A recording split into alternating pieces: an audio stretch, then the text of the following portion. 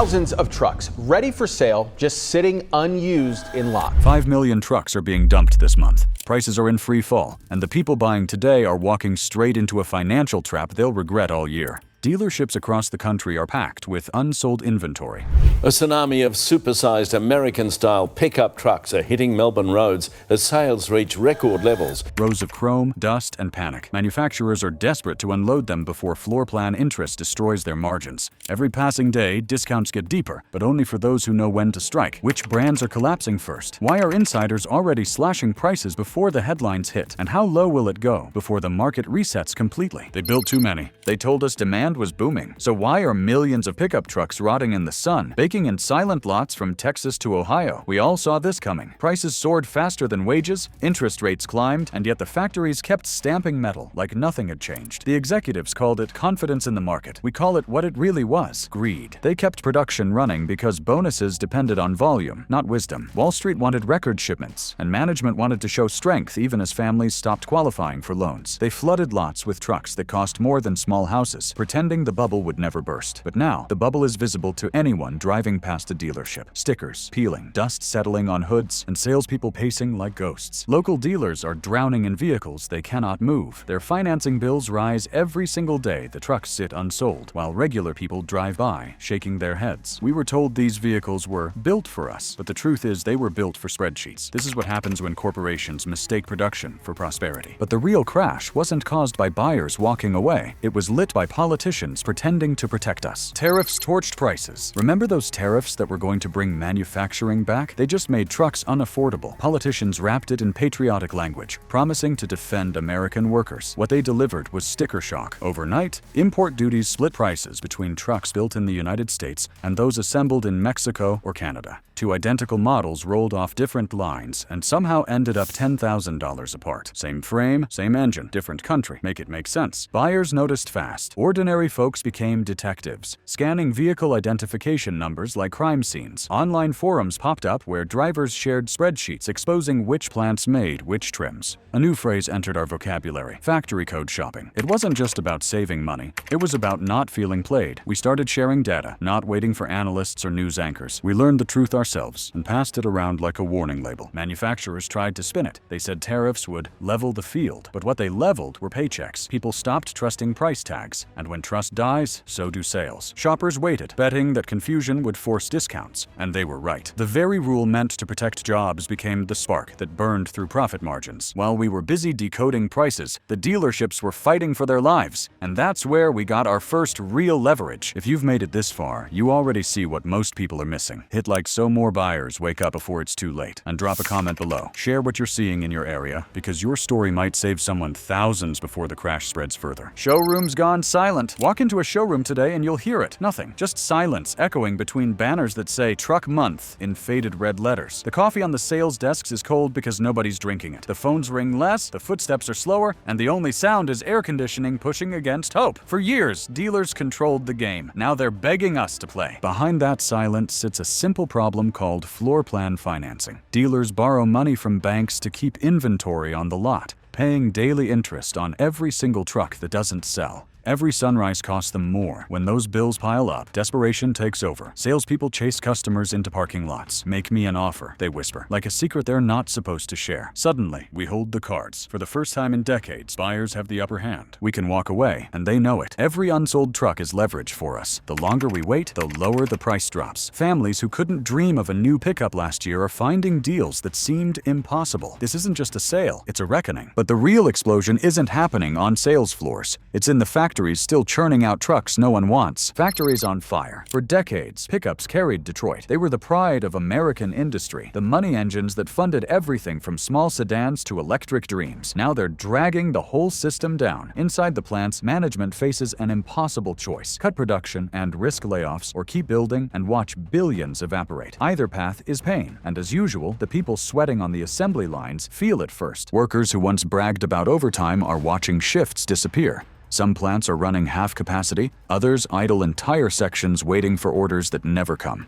Executives tell them to hang tight, the same phrase every worker has heard before a layoff. It's the cruel rhythm of modern manufacturing. When leadership gambles, labor pays the debt. We've all been there. Different jobs, same story. The higher-ups collect bonuses, while the crew wonders if the next paycheck is their last. It's not just numbers on a balance sheet, it's families, mortgages, and pride on the line. The trucks that once symbolized American strength now symbolize corporate blindness. Still, the assembly lines hum on, producing vehicles with no destination. Detroit is burning cash to prove confidence it doesn't have. But every blaze eventually finds an accelerant. Then came the shock that changed everything. An electric truck priced so low, it made the entire market look like a joke. The $20,000 shock. One cheap electric truck just proved every overpriced pickup was a scam. For years, automakers told us affordability was impossible, that new technology, safety standards, and premium experiences made high prices unavoidable. Then, out of nowhere, a stripped-down electric model dropped below $20,000 after incentives, and the illusion shattered overnight. It wasn't fancy. It didn't have massaging seats or holographic dashboards. It was just a plain, tough truck that did the job. And it was proof that we were right all along. They could have built affordable trucks years ago. They just didn't want to. Buyers looked at that price and laughed, not because it was too good to be true, but because it showed how long we'd been played. Suddenly, that $70,000 luxury pickup didn't feel like pride. It felt like a punchline. Tesla had promised a revolution with the Cybertruck, only to deliver delays and price hikes. Ford hyped the Lightning, but its cost ballooned out of reach. Meanwhile, this little newcomer rolled in quietly and embarrassed them all. It wasn't about features anymore. It was about fairness. Once that truck hit the market, the conversation changed. It wasn't just about money anymore. It was about dignity. But once that illusion shattered, the outrage went from price tags to pride. Trucks for the few. They turned our work trucks into rolling spas and kicked us out of the driver's seat. For decades, a pickup meant grit. It meant hard work, early mornings, and dirt under the fingernails. But somewhere along the line, they forgot who built their brands. Trucks became luxury toys, coated in chrome and ego. Heated tailgates, holographic dashboards, 20-inch screens, you name it. Every add-on made the price climb, and every new feature seemed less about the job and more about showing off. Buyers didn't ask for any of it. Mechanics, welders, and contractors just wanted reliability, not reclining rear seats and wireless ambient lighting. On social media, one viral clip said it best: "I don't need a spaceship, I need a truck." That line wasn't a joke. It was a confession from millions who felt priced out of something that used to define them. The divide grew wider with every marketing campaign that pushed executive luxury over honest utility. They weren't selling work trucks anymore. They were selling status symbols. But pride runs deeper than profit. The people who kept these brands alive, farmers, builders, delivery drivers, started pushing back. They began asking the question that changed everything. If these trucks aren't made for us, who are they made for? So we did what they never expected. We fought back with spreadsheets. The spreadsheet rebellion. Turns out the revolution didn't need pitchforks, just Google Sheets. While automakers threw money at ads, buyers started doing something smarter, sharing information. Real people began tracking VIN data, factory origins, discounts, and hidden incentives. Within months, entire online communities turned into open databases that mapped out every deal in the country. If one dealer dropped the price by $3,000, someone posted it that night. If another offered a secret rebate, screenshots spread before breakfast. The old system of every buyer for themselves was gone. They thought we'd stay quiet, but we built our own network. Together, we exposed the markup games, the fake 0% financing offers, and the phony trade-in bonuses that hid the real numbers. For the first time in decades, everyday shoppers had more data than the salesman. Dealers panicked because information kills control. Margins collapsed, and the old tactics stopped working. Suddenly, the internet wasn't just a place to complain. It became the weapon that leveled the field. The best part? It wasn't led by experts or journalists. It was led by us, people who refused to be tricked one more time. But while we were reclaiming power online, automakers were planning something offline that could reset everything. The 2026 reset. They finally admitted what we knew. They can build affordable trucks when they have no choice. Inside the boardrooms, panic turned into planning. Executives who once swore luxury was the only way forward began sketching a different future. Stripped down, modular trucks designed to be built faster and cheaper. Gone were the chrome grills and oversized touchscreens. In their place came basic interiors, simplified drivetrains, and fewer unnecessary gadgets. The plan was clear. By 2026, a new wave of trucks would hit the market at prices families could actually afford again. They called it the reset. We called it overdue. The industry had squeezed the working class dry, and now it was paying the price. Analysts warned buyers to act fast before the new models arrived, but ordinary people did the math themselves. Why buy a $70,000 truck today when you could wait 2 years and get the same capability for $20,000 less? That's the new 2-year math, and it's rewriting the entire entire market. Patience has become rebellion. Waiting isn't hesitation, it's power. The smartest buyers aren't just saving money, they're sending a message. We decide what fair looks like. But while we wait, something bigger is breaking. The empire of luxury trucks that ruled for decades. The luxury truck meltdown. The trucks that once printed money are now gathering dust. For more than a decade, high-end trims like the Denali, Platinum, and Tungsten were Detroit's golden idols.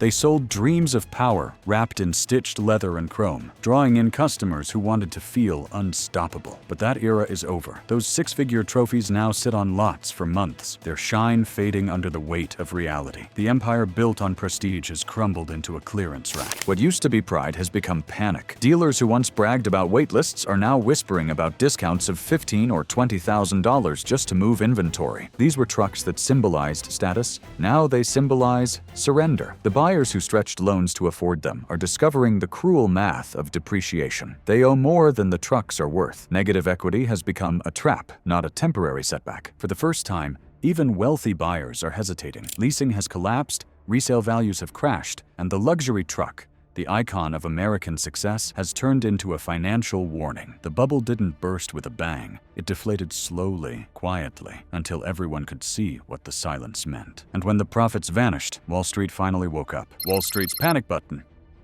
When the easy money dried up, the suits finally cared. For years, Wall Street treated trucks like an endless fountain of cash. Every quarter, executives bragged about record profits and fat dividends. But when the numbers turned red, the panic spread faster than a factory recall. Trucks were their cash cows, and suddenly the milk was sour. Investors who once praised Detroit's pricing power started dumping shares like hot coal. The decline wasn't just financial, it was emotional. For decades, the story was that trucks were untouchable, that Americans would always pay more for muscle. When that illusion cracked, the market lost faith. Analysts slashed forecasts and capital evaporated. Electric vehicle projects, once celebrated as the future, were quietly delayed or canceled. Cash flow shrank, stock prices tumbled, and confidence collapsed. What happened on dealership lots was bad. But what happened on Wall Street was worse. It exposed the truth that the business model itself was broken. And here's the part the media barely covered. They gambled with our jobs. The same people who pushed overproduction to please shareholders are now cutting costs to protect them. The people building the trucks are paying for the mistakes of the people who financed them. It's a brutal cycle of greed repeating itself, and when profits vanish, politics rushes in to save face. And that's when it got ugly. You've seen how deep this goes, and this is only the beginning. Hit subscribe right now, because the next wave isn't months away. It's already forming. When it hits, you'll want the facts before the headlines. Tariffs turned into ballots. Truck prices have become campaign slogans. What started as an economic story has turned into a political battlefield. Politicians promised tariffs would save American jobs, waving flags and chanting about national pride. But the same policies that were meant to protect workers ended up punishing buyers. In factory towns across Michigan, Texas, and Ohio, frustration is boiling over. Identical trucks now carry different price tags depending on where they were built.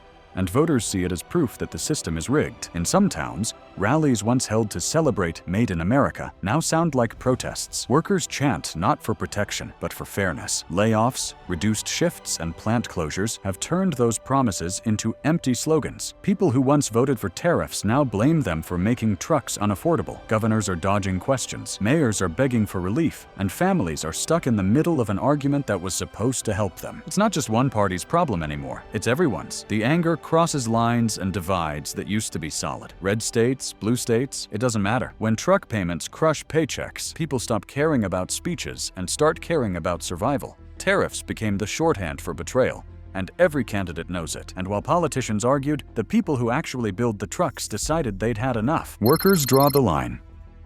When the line stops moving, America stops moving. Inside the plants, frustration has turned into fire. The same workers who kept production alive through pandemics and shortages are now facing layoffs, shorter hours, and empty promises. Overtime is gone, bonuses vanished, and temporary suspensions are becoming permanent. The message is clear. Executives gambled, and workers are paying the bill. You can feel the tension in the break rooms. Conversations that once drifted toward football and weekend plans now circle around job security and bills. In Fort Wayne, temporary contracts were cut with a single email. In Flint, a second shift was paused indefinitely. Every decision trickles down from the top, but lands hardest on the bottom. Yet amid the fear, there's pride, because the workers know the truth. They are the backbone of an industry that has lost its balance. Different jobs, same story. The people who make the products hold the least power until they decide they've had enough. And now, they have. Unions are growing louder, pushing for guaranteed hours and protections against automation. The message from the factory floor is clear. They can't build without us, and we're done being ignored. What happens next isn't just about trucks. It's about the value of work itself, and the fight to keep it human. But this fight won't stay inside factories. The ripple hits every buyer, every paycheck, and every country watching us stumble. Competitors smell blood.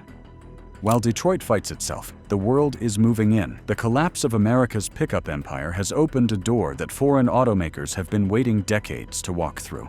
Toyota, once the polite guest at the truck table, now sees an opening wide enough to drive a factory through. Chinese brands, backed by state incentives and relentless ambition, are preparing to flood the market with low-cost pickups that make Detroit's bloated prices look laughable. Even small startups, companies most people have never heard of, are prototyping electric work trucks priced for the people, not the executives. For years, American automakers mocked the idea that anyone could challenge their dominance. They laughed off imports, saying that loyalty would protect them. But loyalty ends when prices double and paychecks don't. This is more than competition. It's payback for decades of arrogance. While Detroit chased luxury margins, the rest of the world studied our market, learned our weaknesses, and waited for the right moment. That moment is now. The message to viewers is simple. If we don't demand better, they'll just import it instead. The next wave of affordable, durable trucks won't carry familiar badges. They'll come from places that listened to what workers actually need.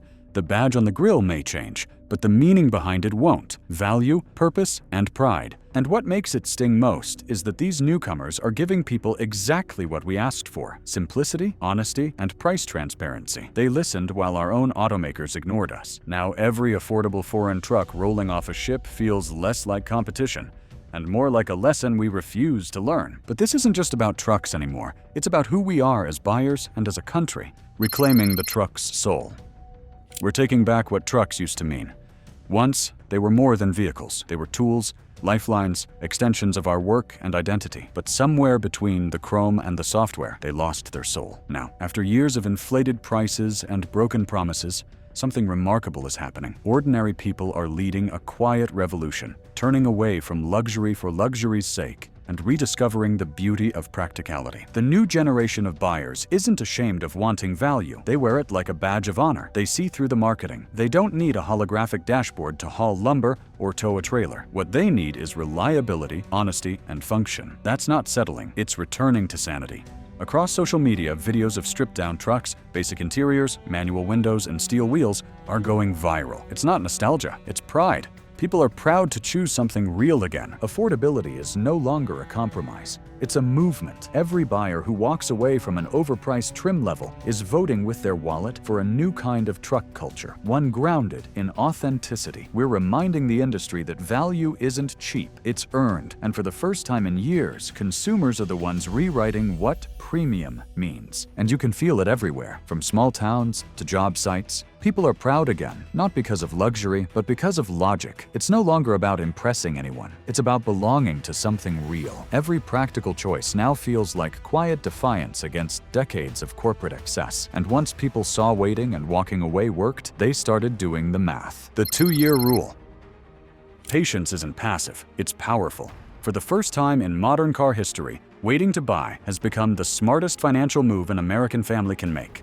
Let's break down why. A buyer who spends $70,000 on a new truck today could lose nearly $25,000 in value within 2 years when the 2026 reset models hit. Waiting just 24 months means that same buyer could save enough for a year of mortgage payments, or pay off credit card debt, or build a college fund. That's not small change. That's freedom disguised as strategy. Across online communities, people are comparing spreadsheets, showing exactly how much they'll save by waiting. It's not theory. It's math that the automakers never expected us to run. The longer we hold out, the more leverage we gain. Every unsold truck collecting dust on a lot is proof that patience works. The industry relies on impulse and fear, but now the fear is theirs. By turning patience into power, consumers have broken the cycle that once controlled them. The old rule, buy now before prices rise, has collapsed under its own weight. We finally understand that value isn't about timing the market, it's about outlasting it. The smartest buyers are playing the long game, and the automakers can't stand it. And that discipline is contagious. Friends share spreadsheets. Families calculate depreciation together. Communities form around the idea of financial patience. treating it like a quiet revolution. Waiting isn't fear, it's strategy. And every person who resists buying now weakens the system that inflated prices in the first place. But if you have to buy now, there's still one battlefield left, and you can win it. Negotiation warfare? They built the trap. Here's how you walk out richer. The dealerships, the markups, the hidden rebates. It's all designed to confuse you into overpaying. But in 2025, buyers aren't walking in blind anymore. We know the playbook, and we've learned to flip it. The key is preparation. Start with VIN checks to see exactly where the truck was built. That knowledge alone can save you thousands. Time your visit at the end of the month, when salespeople are desperate to hit quotas. Ask for rebates in writing, and never trade convenience for clarity. The most powerful tactic isn't a number, it's the walk away. When you're willing to leave, they're forced to chase you. Every person who refuses a bad deal pushes the market closer to fairness.